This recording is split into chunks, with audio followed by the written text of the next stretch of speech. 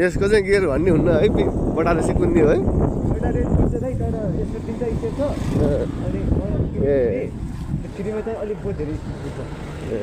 उकालो चाहिँ कति लाउने त अनि यहाँ छिराउनु यहाँ यताबाट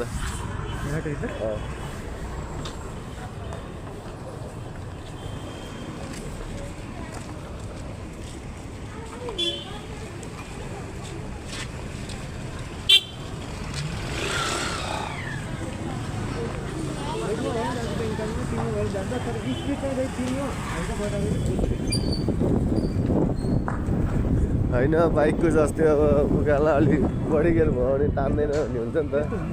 ए झन् तान्ने हो है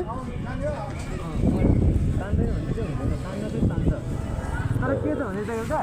यस्तो उकालोमा चाहिँ रोकिसकेर यस्तो ब्रेक लगाएपछि कुद्दै कुद्दै ब्रेक छोड्यो भने पछि गइजान्छ बाइकको के हुन्छ भने चाहिँ अनि उ गऱ्यो भने अड्किन्छ नि त गियर डाउन गर्छ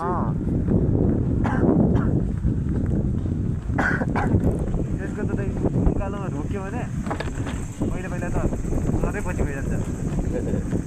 ब्रेक हानेपछि रोक्यो स्टार्ट गर्थ्यो बटारे बेला पछि गइजान्छ अघि